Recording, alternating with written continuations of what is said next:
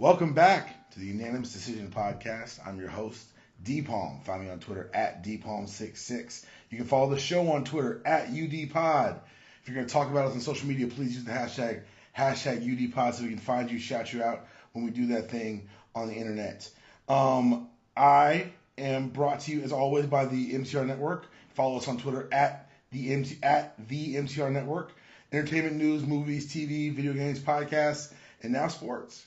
And we're having fun doing it. We just recorded a bunch of new content for Premium. So if you're on the fence about MCR Premium, now's the time to get involved. We got a lot of stuff coming out over the winter season. I'm not alone today, guys. And I'm not going to lie, I'm a little hyped because, all my guests are great. All my guests are fun. But these are two people who kind of inspired me to pick up a microphone and start podcasting myself. I'm here today with Rod and Karen from The Black Guy Who Tips. I don't want to say podcast. It's just like a network or like a conglomerate now. Y'all do so much. Oh man, thank you for having us. First of all, DPalm, and we're just a podcast over here, and we just got our fingers in a lot of pies. I hear that. Well, how do y'all find the time to do so much content? Because I've got this show, I've got our Super Tuesdays, I have Character Corners, I do the comic book clubs on the weekends. But even that, it feels like I look at the stuff that y'all put. I'll not pay attention for 2 or 3 days, and then go back to my feed and like, wait, how am I gonna catch up? Just constantly grinding. Always scheduling stuff. We don't have kids, and having kids is a huge factor. And I get to do this pretty much full time, so I'm trying to always make sure that what I'm doing is providing some level of content for the people, because I would never want people to feel ripped off by what we do. Yeah, and I'm like P. Diddy. I just show up and be like, take that. I got you. How do y'all normally spend your football Sundays? Because I appreciate you guys taking the time out on a Sunday to come and talk to me for a little bit. How do y'all usually spend your football Sundays? Well, normally we do our show early, and then that way when we're done by 1, and turn on Red Zone and cook a couple things around the house, and just eat all day and watch football. Lately Karen's been playing video games, so I had to go in the other room and watch football. Backwards compatibility. I told people, Blue Dragon, that's one of my favorite games of all times, and it was like 3 discs. I was like, I don't know if Xbox gonna do it, and they was like, hey dog, we got you. So since we only got 1, hey, that's where I'm spending my time. So it's been a little bit different. Plus, since Karen works during the week, it doesn't feel right to be like, get off the big TV. So. Hey, Rod, I got to ask you a question, man. What was it like saying goodbye to the Eagles last year? I've got some horrible sports teams currently ruining my life that I may need to make some decisions. I feel free, man. I mean, the good news is, I'm a Panthers fan, and we didn't win the Super Bowl last year, which is kind of good, because I think if we would have won, for my fanhood, I would have just got called bandwagon and shit. Like, oh, the 1 year they win. It's still gonna happen, but it's just, it wasn't as bad as it could have been. And then this year with the start they had, it's pretty much like, watching the Eagles. So for me, this is old hat, and I've kind of been rooting for them, my whole life. The whole time that they've been here, I've been rooting for them. It's just that, I kind of grandfathered in the Eagles because they had a black quarterback, and I was a kid, and I was like, I will always just root for them. And then they got Donovan McNabb, and I was like, cool, I could continue to root for them. And then Riley Cooper happened, and it was like I started falling out of love. So it's been easy to let it go. It's weird now, because when I watch them play, I don't have any attachment to it. Like, I think people keep expecting me to be like, man, I really hope they win. And it's really like watching a stranger or something, or ex you didn't really, that you were more friends with than in love with or something. I got you. Karen, since Rod devoted his full fan energy to the Panthers, you guys saw a regular season that was record-setting, but a Super Bowl loss, and I would say bad management in y'all's front office in the offseason. How long before you blame Rod for getting Philadelphia on your Panthers? I don't blame Rod, and I'm going to tell you why. I've been a Carolina Panthers fan since they have been here, and I was here through the Jake Delhomme and all those days, and Carolina Panthers has kind of like the country. You showed me a pattern. If we have a great season, the next season is terrible. We have never had back-to-back winning seasons since this franchise has been in the league. Like that's shit that I pay attention to. I think most of the country doesn't. They just kind of watch us when we rise and just always just shocked we come out of nowhere, and then they don't pay any attention when we're bad. So, I understood. I told people, I say, this year is not going to be that great. I said, I hope that we do great things. I hope that we make the playoffs. I really do. But at the same time, I am a very realistic fan. The Panthers they're very bad about not getting good free agencies because we're too busy trying to be the quote unquote big city without wanting the big problems when it comes to football. Like, we won't take chances on players that are great because we don't want the image. And a lot of that goes back to Ray Caruth.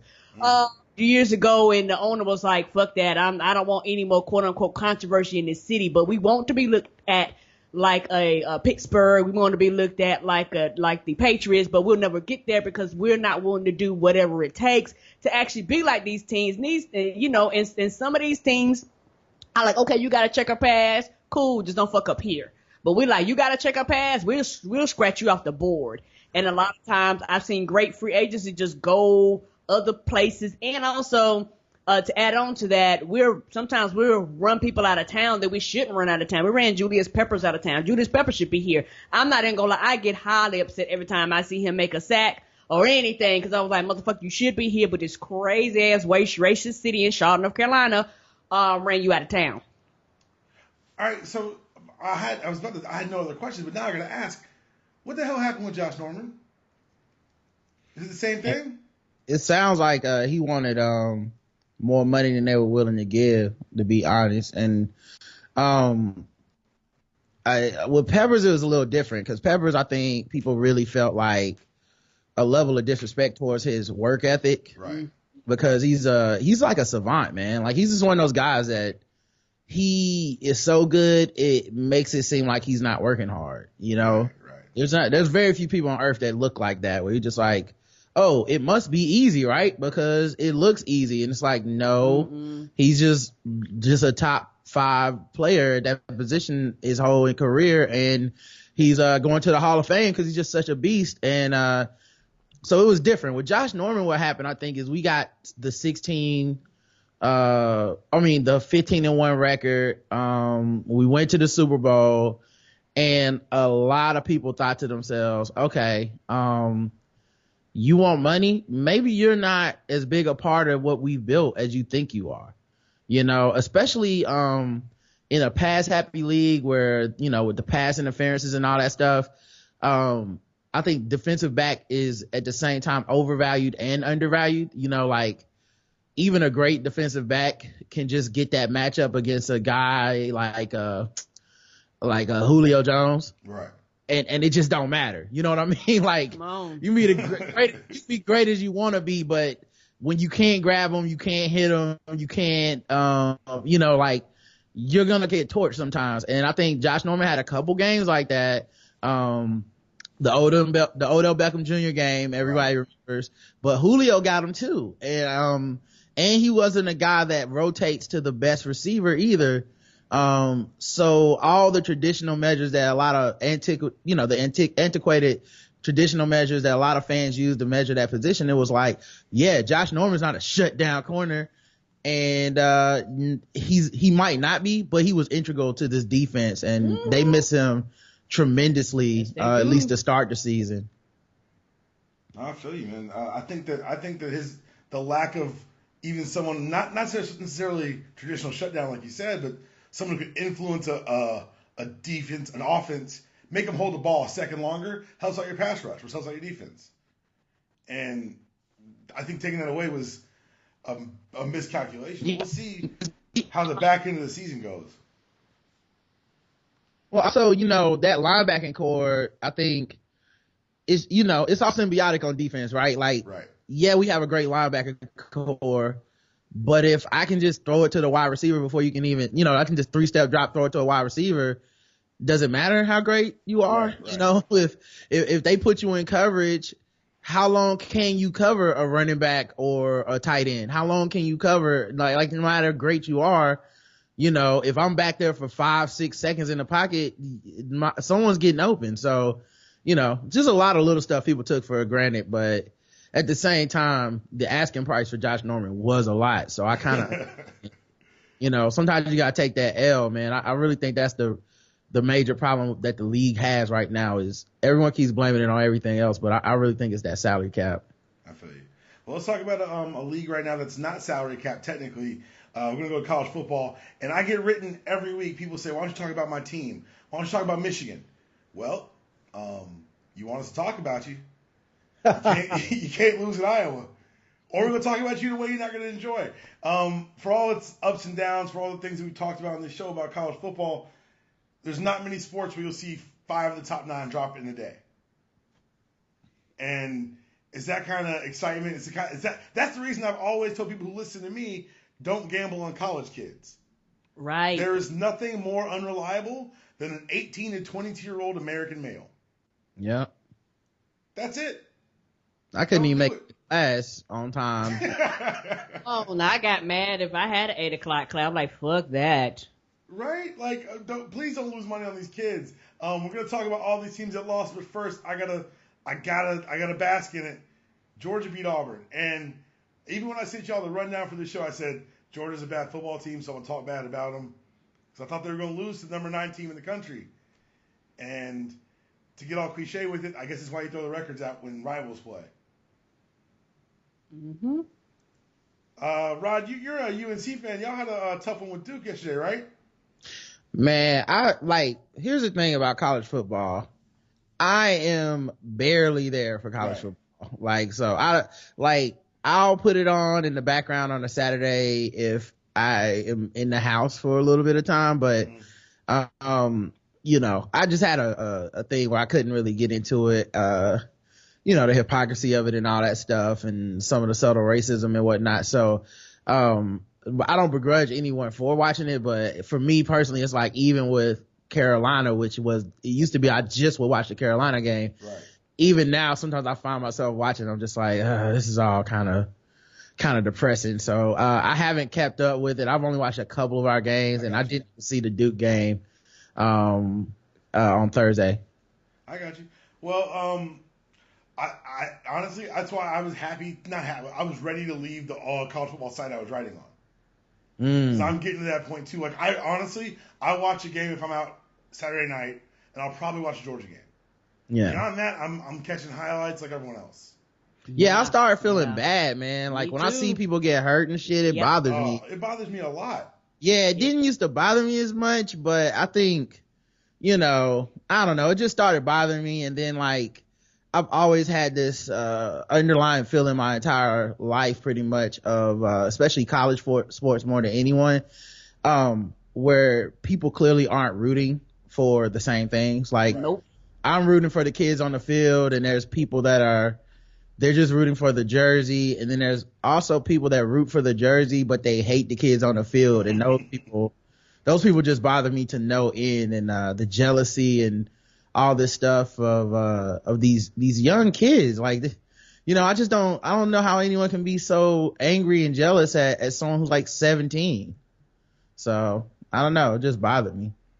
Yeah, and that's a really good point, because it's something else that bothers me is they've turned the playoff thing, which I've always been against the playoff. Right. Because if you're gonna let's say we buy the education is for sports. If I play another game, why don't I get more education? Yeah.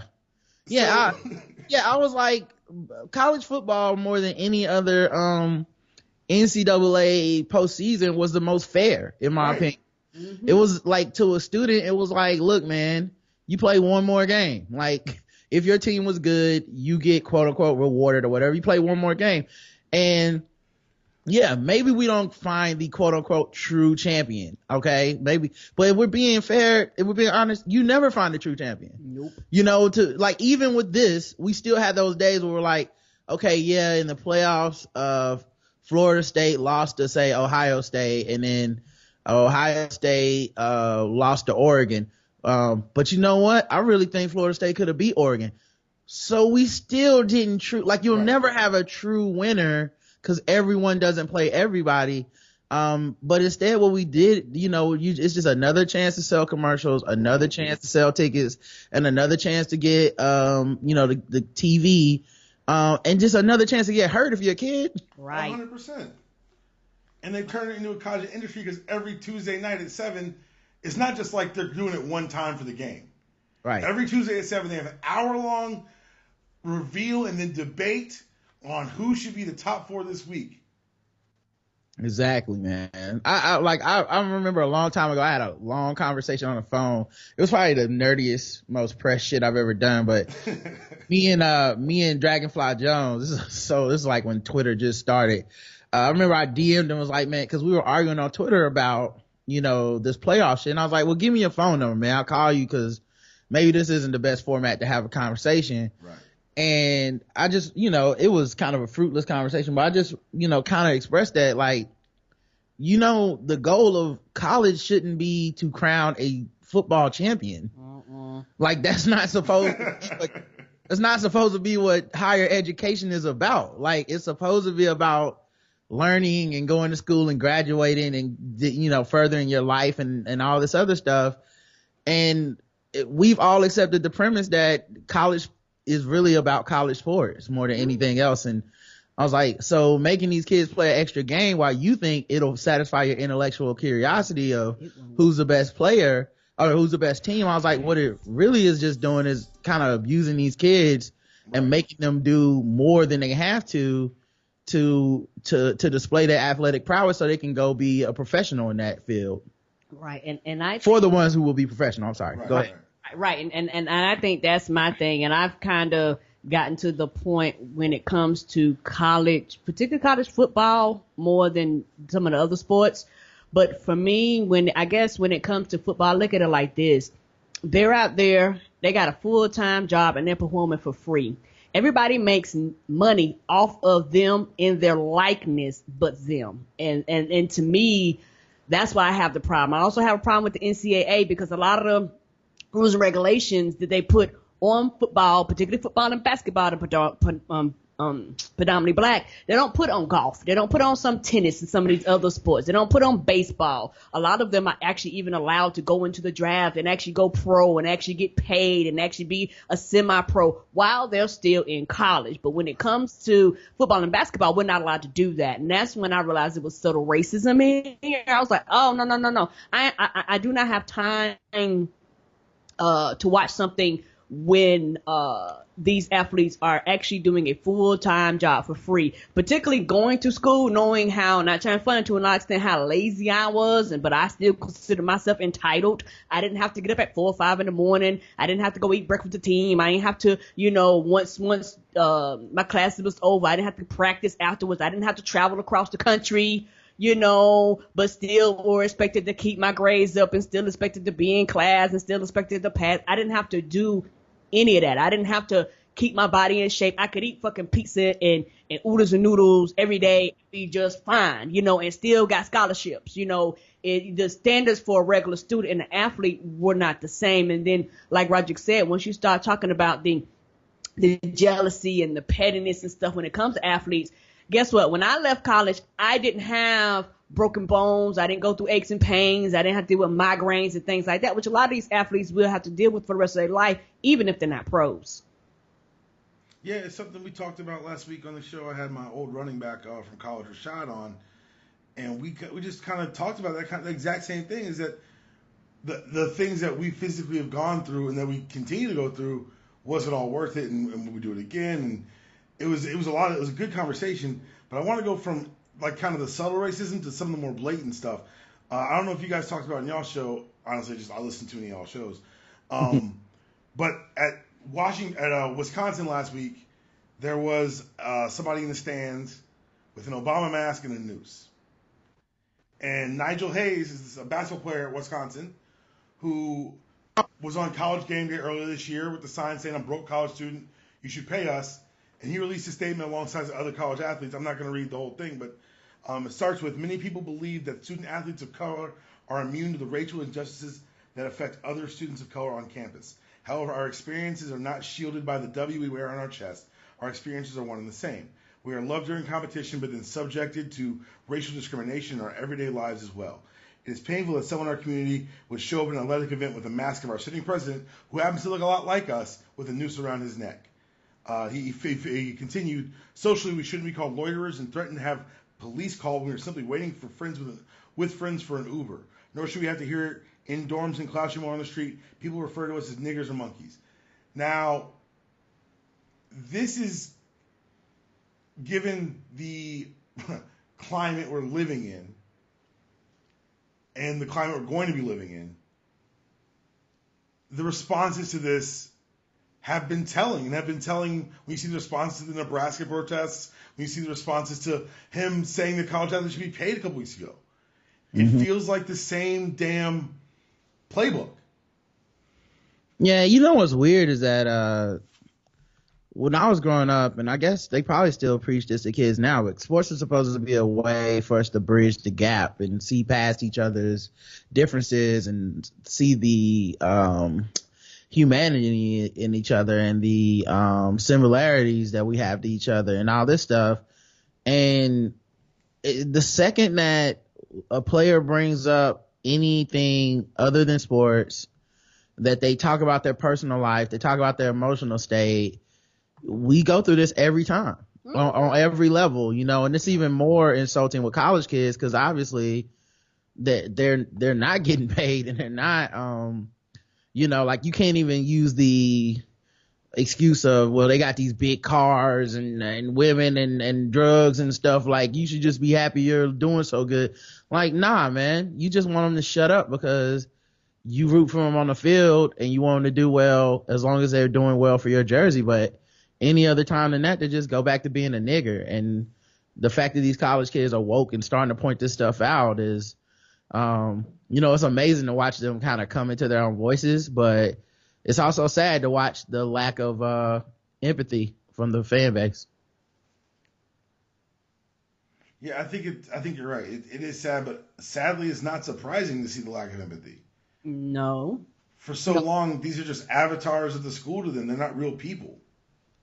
No, and for a lot of them, it starts really, really early because, like, you put pressure on these kids and you tell them, okay, we actually have like a day where some of the highest, particularly basketball and football athletes come out and have these hats and this is the school I'm gonna choose to go to. We make a big ass fucking spectacle out of it. And then we act like, well, why do they come here? And they just act so entitled. Well, you've told them from the very beginning that they're entitled because you put on a show when they choose university, and the university they quote unquote don't choose is normally hits them, harass them, you know, because with social media coming, a lot of the fans that are racist aren't racist in the quiet anymore because these fans have always been there. Now they can go find you on Instagram, find you on Facebook, find you on Twitter, and call you a nigga there. Yeah, you're 100% right. I mean, it's really. It starts, like you said, it starts with the system, and it's so crazy because the system that they built to make money off of it, they then blame the kids for the system. Right. Why you act all hot doggish? You put me on television. Right, on ESPN. You put me on ESPN and sold advertisements for my college announcement. Mm-hmm. What am I supposed to think? Well, you're getting free school. Y'all aren't giving me anything else. No. Yeah. I would literally take anything else. Like, I would take tokens at fucking a celebration station over this. Right. Basically, you're paying me in Mickey Mouse dollars and then being like, hey, do something with it. But dog, I can't spend this nowhere else but here. But it's so funny because we talked about this last week, and we said that I went to a great school. But even there, the educational opportunities weren't presented as opportunities. They're presented as, here's what you do to stay eligible. And if I'm telling you that I'm paying you in education, it shouldn't be a burden. Yep. Right, because, and also I think too, Deepam, truth be told, people want to hide behind student athletes when it's convenient for them. they're a student athlete, but you let some of them fuck up. All of a sudden, they're no longer a student athlete. You're a grown ass adult. You're not a child anymore. We want to prosecute you to the fullest, but we'll protect you while we can. But if you fuck up too bad, you kind of on your own. Right. We have our lawyers that we pay to come and tell you to plead, but you don't know this because you're a child. And then when you get convicted, we'll turn our backs on you and act like you never existed and move on to the next one. And it's so wild because, like you said, they'll turn their back on the student athlete, like who's student athlete like that. But like you look at a place like Baylor with Art Briles, and you got them selling Coach Art Briles t-shirts in front of a stadium. When it came out this week that Baylor's finally flipping on Briles and saying that he knew about all the rape accusations, including a gang rape, and protected his players. Yeah, I mean, that's the institution as well. I mean, they are only flipping on him because he's gone. You know what I mean? Like, if he was still there, they'd still be protecting him. That's the nature of the game, man. They don't have any level of, there's no moral fiber in these institutions. It's just big business. Yeah, man. It's sad because people look at the NCAA, which I honestly, on a long enough conversation, I can't be convinced what they do. Right. I really can't, because a lot of the individual rules go to schools. A lot of the decisions are made by governing bodies for the conferences. Apparently, the NCAA is just a clearinghouse for money. Come on. And I realized that when we were sitting in, we would have to, because every year, even at our tiny ass school, we had to go through compliance sit downs every year. So every year we had to sit through a 3-hour compliance meeting, and at the end, you sign the paper. You're not going to have a bunch of college kids coming off football practice really paying attention to all this stuff. No, but my senior year, I was paying attention. I was like, I think we just signed away all our rights. Mm-hmm. And it's 100% true. I've got framed in my office right now the copy of the NCAA EA Sports check I got. Mm-hmm. Because I was in the game for 3 years or 2 years.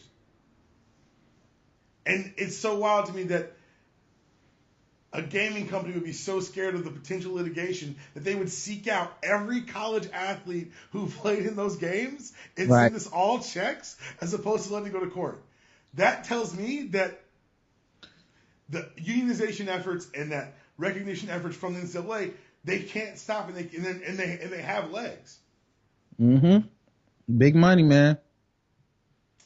Let's talk about where they get paid again, man, because this is, like you said, like the more you think about college football, the more frustrating and unappealing the sport gets. Yeah. Every time. Yeah, it's not my thing. No offense to people who still get into it. I know a lot of people that still love it or whatever, and they're not bad people or anything. It's just, it's just not my thing. I just have, like you said, I have a very fraught relationship with it. Yeah. I honestly can say I got a lot of things in my life because I played college football, because I made the most of my opportunities, but I get the headaches, I get the aches and pains. Like, I don't know. It's a trade-off. Speaking of trade-offs, so normally I am anti-Cam in a lot of things. Mm-hmm. I'm anti-Cam because he went to Auburn. I'm a Georgia fan. He plays for the Panthers. I'm a Falcons fan. But he's from Atlanta, and black quarterback agenda, of course. He's also on the All Lives Matter, so a lot of questions there. He's getting hit for no good damn good reason. And the NFL just ignoring it. Mm-hmm. That racism, dog. Because I don't care what nobody says. At the end of the day, Cam is black and he's big for his position. He's big. But just because you're big does not mean that you should be allowed to just get beat the hell up. And it's one of those things where, he can take, I think one time he complained about the ref had told him, like, he can handle some shit like that, and everybody blew that shit off. I believe that ref told him that. Oh, yeah. And also, to me, it's one of the things where I can't speak for anywhere else, but I can speak about here. I remember when Cam first went into the draft, the year he was going to be drafted, and it was him and Andrew Luck. And Andrew Luck decided to go back a year and came out the next year. a lot of the particularly white fan base radio shows here, because the perspective here in Charlotte and the perspective the rest of the country has is completely different. I can just tell by watching the national news and all that shit. Right. Charlotte is overall, we're really, really, really, particularly the white people, really, really racist when it comes to athletes and athletes making money, black athletes. So I remember when Cam was coming up, a lot of people said, I'd rather have Andrew Luck, or I'd rather waste my draft pick on this and this and this. And I looked at Roger, and I've been a Panthers fan since they've been here. I told Roger, I said, if they don't pick Cam as number 1 draft pick, I said, I will leave this fucking team. And I meant that. I said, because nobody in their right mind would bypass him, to get something else and see him just roll and shine somewhere else because of your racist ass fan base. And, ever since Cam been here in the city, overall, most of the fan base has treated him bad. I remember I went to one of the preseason games when Cam first got over, and I remember sitting there, him coming out in the field and people booing him and things like that. And quote unquote, winning is supposed to we're supposed to fix anything, but winning doesn't fix racism. And that's something people have a tendency to forget. I will cheer you on, but the second you start losing again, you become a nigger again. And that's what, that's kind of what happened. And so with Cam, quote unquote, coming out, particularly last year and dancing on him and things like that, people seen the racism. And what's so fucked up about here is that they would actually post and write articles here and put it up and present shit here in quote unquote sports like it's facts. When you go, nah, all y'all are just racist because y'all don't like the quarterback. Y'all are here for the games. You want to cheer. You like the winning. But you know what? With Andrew, with Discount Double Check, the Green Bay Packers, and with Ben Roethlisberger, with all these people cheering and dancing and all that stuff, that's okay. But somebody doing a Superman, all of a sudden, across the country, people have breakdowns and meltdowns and all this other stupid shit. Cam got in a wreck here, and people complained about him getting in a wreck. He was on his way to work, and people complained about that. He had a child, and people complained about that. Had a kid out of wedlock, people complained about that. And it's like, okay, I got to the point where I see and I understand what's happening. I can truly say for me, Cam is trying to look at more money outside of just football. But at the same time, nigga, you black. I don't care how much you come out here look like a quartet singer. You're still black. They gonna look at your ass. Yeah, I don't think she answered the question, which was about the hit. As far as the hits, that was on my mind. I'm sorry, Deepon. No, you good. As far as the hits are concerned, the excuse that they gave was ridiculous. The NFL said 11 other quarterbacks have had more roughing the passer calls missed than Cam Newton. And that's since 2013. The problem, of course, being Cam has consistently started that whole time. Some of these guys got beat up so bad they're not even playing anymore. Also, when you run down the list, it's the names I don't see that bother me, right? Like, I don't see a Tom Brady. I don't see a Peyton Manning who played all that time. I don't see Andrew Luck on that list. You see Drew Brees? I don't see Drew Brees on this list. The only comparable name I saw on the list was Ben Roethlisberger. Everybody else was trash or worse, and none of them were money makers for the league. Like, Cam is a top money maker for this league. He's the future of the NFL. We understand there's a double standard in place for the money makers in the NFL that are quarterbacks. He should be getting that double standard. And the fact that people, are going to call him soft and all that stuff, I mean, that's what the people who are competing against you, of course, they're going to say that. But right. Fans and shit, yeah, they should at least be able to notice the huge double standard and some of the just pure headhunting that goes on for Cam that just doesn't happen for other players. So we've seen it nationally covered. How is it covered in Charlotte with the hits? Because, I get that, and Karen's right about how they treat you when you're losing, but this is a guy who drugged this team to, this wasn't the Panthers last year weren't a great football team. They lost Kelvin Benjamin. They lost their starting right tackle. Him getting into the Super Bowl is all on Cam. He did that by himself in that defense. What how are they handling him talking about the hits in Charlotte? I don't know because I don't listen to local radio. Like they lost us with Julius Pepper's treatment. Yeah, like, I got you. I was like, oh, okay, so it's just gonna be racism all the time. Right, I tapped you out. know, when we were ready to when we had the number 1 pick in the draft, and Karen just went through the whole thing with they wanted to not just not take Cam Newton, but also to tank for a entire other year, and then try to get Andrew Luck just for the chance at that dude. So I've not really listened since, so I don't know what they're saying locally. Okay, that's 100% fair. One more national story: NFL Cowboys, the Romo Dak conundrum. I guess they're calling it internally the big dilemma, which I think is a stupid name for anything. It's not that big of a dilemma. Shit, man, play the man or not. Do you think this is time? Do you think they're going to try to put Tony back in, or do you think they should? I like Dak. I say you keep Dak in. Romo has to be back up because you're playing with house money now, and momentum and stuff like that. I know my good friend Monty Jones don't believe in that, but I do. Like I felt it. It's real. So I think when you have momentum is more than just wins and all that shit, but it's also the belief of the other people in the locker room, the people's interpersonal relationships and things of this nature, and the team seems to be clicking like that. So I'm not saying Dak is a better quarterback than Romo. I actually think Romo's a pretty damn good quarterback when he's not hurt. Yes, sir. But I just don't see how you give that job back and then maintain the faith of everybody in that locker room, because I'll tell you this much as a coach: when you do make a change like that, if it doesn't work out, that's your job. Like, it's not like everyone keeps talking about, like, that's sad, but that's really what it is. It's like coaching a lot of times is mitigating risk and doing the thing that will make the least people pissed off. And some, the bold decisions are the ones that typically are the ones that, is the biggest gambles. Well, I think the decision now would be to just keep starting Dak, and especially now that they figured out the pass run ratio in that offense, which in all fairness, they did seem to have figured out when Romo was healthy finally. But now that they have it figured out, I just let Dak keep starting. Yeah, me too. I mean, you got a man that just come up for Bacchiotomy. He need, you gonna put him back out there. I mean, he might get hurt again. Yeah, I think. See, I don't believe momentum either. I do believe in confidence, and I think the team has confidence in Dak.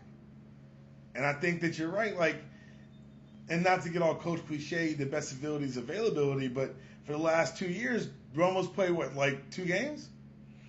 I don't know the number exactly. I think he started those 2 games at the beginning of last season. They hurt his collarbone.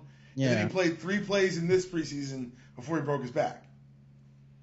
Yeah, I mean, and in all fairness, I guess, is technically he would have, if considering he comes back this week or next week, technically he would have been available for more games. But if Dak keep winning, then yeah, he played 2 games, So yeah, man, I don't know, man. Like, I would understand if they gave him his job back. It's not that, but I think confidence builds momentum. Like, momentum is real in the fact that people believe in it. That makes it it's ironic, but that's what makes it real. It's like if you're playing basketball and you string together a couple of makes, all of a sudden you're hitting shots. It's not, it's a proven fact. Like, so it's just the fact that we believe that our ability to make the next one is based off of success that we just witnessed that makes it real. So if winning is a success for a football team, then the momentum is real for Dallas. Therefore, I wouldn't switch shit up.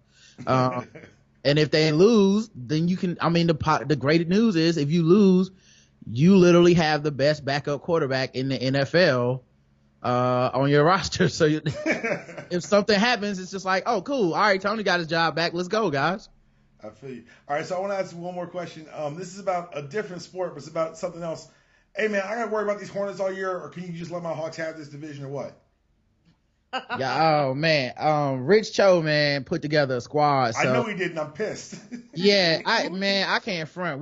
I went in this off season like, dog, what the hell are you doing, Rich Cho? You know, and it wasn't his fault, man, but damn, it felt like we were just leaking good players, you know. Now some of these people since I watched a lot of Hornets last year, some of these people can go, you know, like Al Jefferson. If anybody thinks that was a big loss, you wasn't watching no games. Like he was a dude that, you know, for the style of play we had at the time, he just didn't fit. And Jeremy Lin was a big loss, but then you got like Bellinelli coming in and just like, it's just really weird how Rich Cho, I don't know what his system is, but he just figures out what kind of player can fit into what we need to do. And, especially with these shorter point guard / shooting guard guys who come off the bench, he just figured out how to pick the good ones. And, we just keep it rolling, man. The big thing for us is hopefully MKG can stay healthy, and that'll affect everything, I think, because we haven't really played too many of the good teams. Right. We've been picking on the weak teams. We lost to the Raptors Friday. They don't make no damn sense, man. I don't know how DeMar DeRozan actually is good right now. Yeah, and I mean, it would have been different if MKG had played, in my opinion, because we had them, but we couldn't stop them down the stretch. And a big part of that is we had Batum on DeMar DeRozan, and that shit is not the same as MKG on DeMar DeRozan. No. So yeah, anyway, I think we're gonna be a problem, man. But it's all based on health, and it's a huge risk because we're basing a lot of it on MKG. So you think Hibbert's gonna beat out Kaminsky for the starting spot at center? It looks like when he's gotten in, he's played well. Yeah, the problem is they don't play at all. You could even play them together, to be honest. I don't know, man. It's just because I've only watched like 3 or 4 games so far. No, I've watched more than that because we played like 8. So I watched probably 5 or 6 games. The problem for me is when you watch the game, you see like Kaminsky's not playing center basketball anyway. Right. Like he's all the way out of the 3-point line, man. And that's what he does. So I ain't mad at him, and that's the future of the league. But yeah, man, he ain't never in that paint. So, you know, I don't know that the center position is really, I don't even think it's in flux. Like, it's just, if we play, when Frank's on the floor, we play like this. When, you know, when we have somebody else on the floor, we play differently. So, yeah. I got you. And I don't know what's up with Frank. He's not looking that good, in my opinion. No, he's not. Okay. I never like 20 minutes, right? Yeah, I never liked that pick, so, you know, I was not a fan of it, but people around here were just trying to convince me, and I you know, I'm trying, because Cho do be making some good picks, but yeah, I do not like him at all. I think, and I'm not going to jinx nothing, but I like the way I like what they've rebuilt around the Hawks. I didn't like losing Al Horford, but I do like Dwight Howard as a fit on this team. Like it feels like the 08 Magic just surrounded with shooters. Yeah, I don't even know why people were so down on Dwight, man. It really is kind of ridiculous the way that his rep took such a big hit when he was playing with James Harden, when James Harden was like on some, you know, I'm shooting 40 times, you guys get my rebounds. I'm not trying to get too many assists, you know, like this is before D'Antoni took over and they changed that offense, man. It's almost sad that it went that way, because I would love to see 15 assists a game, James Harden throwing it to Dwight Howard. That would be totally different. Mm-hmm. So, but oh well, they wasted that time. I like little Dennis throwing it to him, and I don't like that y'all are only half game back of us right now. Well, the good news, we play the Cavs today at 3:30, so yeah, you can add a game to that, bro. Well, so that's a full game then. Yeah, you can add another one to that. Oh, man. I want to thank y'all for coming on. Thank you for spending the time with me, man. I really appreciate it, you guys. Tell them where they can find all y'all stuff, please. Karen, you want to tell them? Yeah, you can find everything about us over at theblackoutwhotips.com. That's where all our content, premium, everything about us. We're on social media, all at The Black Guy Who Tips. We're on Instagram, I think it's at TBGWT. And you can find me on Twitter at Say Dat, again, Dat as in DAT. And you can find Rod on Twitter at Rodimus Prime. All right, well, thank y'all for coming on again. Please listen to their podcast. If you listen to my podcast, don't listen to their podcast. You're hustling backwards. I don't know how you got here. Again, DPalm, find me on Twitter at DPalm66. Find the show on iTunes and all your podcatcher places. The Unanimous Decision Podcast. Leave 5-star reviews, get them right on the air. Email the show at udpodcast@gmail.com. That was your show. This is your outro. See you next week.